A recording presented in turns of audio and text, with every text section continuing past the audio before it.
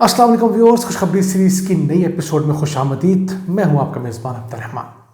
आज हम डिस्कस करेंगे दो खुशखबरियां। पहली खुशखबरी, पाकिस्तान की जानब से कामयाब तजर्बा किया गया है बाबर क्रूज़ मिसाइल का, जो कि 450 किलोमीटर दूर तक बिल्कुल एक्यूरेटली अपने निशाने को टारगेट कर सकता है। उसको डिस्कस करेंगे। और दूसरी खुशखबरी, लाहौर शहर के अंदर 78 अर्बन फॉरेस्ट यानी कि शहरी जंगल लगाए जा रहे हैं।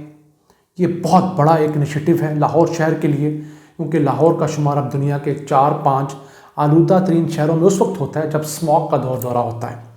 तो इन 78 में से कितने लग चुके हैं, कितनों पर काम जारी है और कितने लगने हैं, उनको डिटेल में डिस्कस करेंगे।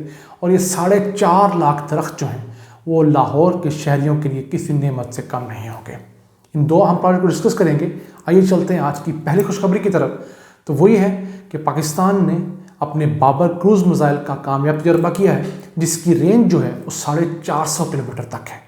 ये रवायती और न्यूक्लियर हथियार दोनों ले जाने की सलाहियत रखता है। ये मिसाइल ज़मीन के अलावा आबदोज़ से भी दागा जा सकता है। और आबदोज़ से इसलिए ज़रूरी, खुदा न खास्ता किसी मुल्क के ऊपर अगर न्यूक्लियर अटैक होता है ज़मीन के ऊपर, तो उसके पास एक ऑप्शन समंदर से अटैक करने की होनी चाहिए, जिसको न्यूक्लियर की ज़बान में सेकंड स्ट्राइक कैपेबिलिटी कहते हैं।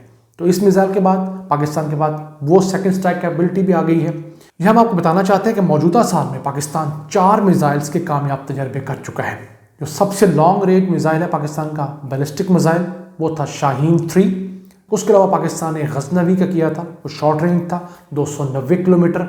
इसी के साथ साथ पाकिस्तान ने फतह का किया, उसका 140 किलोमीटर की उसकी रेंज थी। अब ये चौथा है। क्रूज़ मिसाइल किसी भी मुल्क के दिफाई सलाहियत के लिए बहुत अहम साबित होता है, क्योंकि ये रेडार से छुपने की सलाहियत रखता है। हम उम्मीद करते हैं हमें ये कभी ना चलाना पड़े, लेकिन अगर हमारे दुश्मन ने कभी हम पर वार किया तो हम इन्हें चलाने में, इन्हें इस्तेमाल करने में एक लम्हा भी ज़ाया नहीं करेंगे। इन अल्फाज के साथ चलते हैं आज की दूसरी खुशखबरी की तरफ। तो वही है कि लाहौर शहर के अंदर 78 अर्बन फॉरेस्ट यानी कि शहरी जंगल लगाने का मंसूबा बनाया गया था। ये बहुत अच्छा मंसूबा है। इसके अंदर जो पार्क्स एंड हॉर्टिकल्चर अथॉरिटी है, PHA, उसकी जानब से 51 जंगलात का मंसूबा था। उन 51 में से 6 लग चुके हैं, 41 के ऊपर अभी काम जारी है, जबकि 4 के ऊपर अभी अगले 3-4 माह में काम का आगाज़ होगा। इसी के साथ साथ LDA भी सामने आया है। LDA ने भी ऐलान किया है कि वो पूरे शहर के अंदर 27 जंगल लगाएगा। और इन दोनों इदारों की तरफ से जो जंगलात लगाए जाएंगे उनमें तकरीबन 4.5 लाख दरख्त लाहौर शहर में ऐड किए जाएंगे। ये बड़ी अच्छी टेक्निक है, जिसको मियावाकी टेक्निक कहा जाता है। अब तो इदारों के साथ साथ आम लोग जो हैं, आम शहरी जो हैं, अपने इलाकों में, अपने देहात में जंगलात लगाने चल पड़े हैं। इस सिलसिले में बड़ी अच्छी मिसाल दूंगा। हमारे दोस्त हैं अब्दुल बासित साहब, उकाड़ा के करीब उनका गाँव है 15-1R। उस गाँव के अंदर उन्होंने गुज़िश्ता साल बड़ा अच्छा इनिशिएटिव लिया, 2000 दरख्त लगाए अपनी नहर के ऊपर। 4 किलोमीटर तकरीबन जो फासला बनता है, और पूरा साल ना सिर्फ दरख्त लगा के भूल गए, बल्कि एक बंदा रखा उसके लिए, पानी देने के लिए, ख्याल रखने के लिए। और 1 साल बाद माशाल्लाह 80% उनके जो पौधे हैं वो अब किसी किस्म के दरख्त बन चुके हैं। ये उसी कामयाबी के बाद इस साल उन्होंने 2 बड़े अच्छे इनिशिएटिव शुरू किए। वो 2000 से 10,000 पे जंप किए, और वो अब 10,000 पॉपुलर के दरख्त लगा रहे हैं अपने इलाके के अंदर, यानी अस्पताल के करीब, बच्चों के स्कूल्स के करीब, डिस्पेंसरी के करीब। उसका फ़ायदा है, लोगों को एक सायादार दरख्त मिलेगा। उसी के साथ साथ कल को जब ये दरख्त लग जाएंगे तो इनमें से चंद एक को काट कर उससे एक सस्टेनेबल मॉडल बनाया जाएगा। अपनी जो अखराजात आते हैं इन जंगलात को बचाने के लिए, इन दरख्तों को बचाने के लिए, वो अखराजात पूरे किए जाएंगे। उन्होंने बड़ी एक अच्छी स्कीम लॉन्च की है, बड़ी अच्छी वर्किंग की है। उन्होंने कहा जी कि आम सायादार दरख्त जो है उसका साल का खर्चा, यानी कि उसको लगाने से लेकर उसके तैयारी, उसको पानी देने की, और जो बंदा उनका ख्याल रखता है, सिर्फ 125 रुपये है। 125 रुपये साल का। मुझे बताइए, 125 रुपये में अच्छा बर्गर नहीं आता, तो 125 रुपये का दरख्त क्या कहते हैं हम लोगों को। इसी के साथ साथ जो फलदार दरख्त है वो उन्होंने कॉस्टिंग की, सिर्फ साल का 200 रुपया उसका खर्च है। अब बताइए 200 रुपये में क्या आता है। हमारे शहरों में एक मिनी पिज़्ज़ा नहीं आता। तो हमें इस तरफ आना चाहिए, इन जैसे लोगों को सपोर्ट करना चाहिए। उनके कुछ नंबर्स मैं आपके साथ शेयर कर रहा हूँ। आप में से जो लोग इनको हेल्प करना चाहें, जाकर देखना चाहें, बिल्कुल जाएं।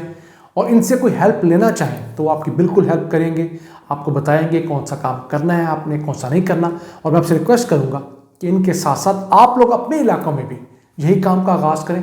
अगर एक शख्स एक गांव से उठकर 10,000 12,000 दरख्त लगा रहा है तो अब सोचिए इस मुल्क के अंदर सिर्फ 1 करोड़ लोग भी उठ जाएं इसी काम के लिए, तो मैं समझता हूँ ब्राज़ील से ज़्यादा घना मुल्क बन सकते हैं।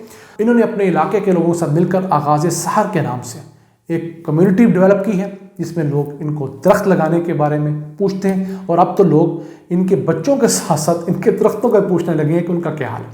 तो आप अपने इलाके में ये इनिशिएटिव जरूर लें। वापस चलते हैं अपने मौजू की तरफ। लाहौर शहर में जो अर्बन फॉरेस्ट के कॉन्सेप्ट था उस सिलसिले में देखा जाए तो PHA जो है वो 153 कनाल के ऊपर 1,60,000 दरख्त लगा रहा है। इसके अलावा LDA जो 27 जंगलात का मंसूबा लेकर अभी आया है जिस पर काम का आगाज होना है, उस सिलसिले में अभी 3 हाउसिंग सोसाइटीज़ LDA ने टारगेट की है, जिनमें से एक LDA एवेन्यू 1 है लाहौर के अंदर, एक मोलनवाल हाउसिंग स्कीम है और एक तीसरा जुबली टाउन है। इनके अंदर 3 जो हाउसिंग सोसाइटीज़ है चूँकि अभी ये डेवलप हो रही हैं, स्पेस बहुत खुली पड़ी, गुंजाइश बहुत है, तो इन 3 के अंदर 2,47,000 दरख्त लगेंगे। और ये तमाम जो दरख्त लग रहे हैं ये एक मियावाकी टेक्निक है। एक जापानीज थे कुछ 93-94 साल पहले के, उन्होंने इंडिजिनस पौधे यानी कि उस इलाके के मुकामी पौधों को करीब करीब लगाकर तेज़ी से बढ़ाने की एक टेक्निक बनाई थी, जिसके अंदर होता ये है कि आप एक कनाल के अंदर तकरीबन 1,125 दरख्त लगाते हैं जो कि नॉर्मल नहीं लगते। उसके पहले आप थोड़ी सी सॉइल को तैयार करते हैं, कुछ नहरी मट्टी लाकर आप डालते हैं। उसके अलावा आप उसका फ़ायदा ये होता है कि ये जो दरख्त हैं ये 10 गुना तेज़ी से बढ़ते हैं और 30 गुना ज़्यादा घने होते हैं, क्योंकि डेंस हो जाते हैं ये।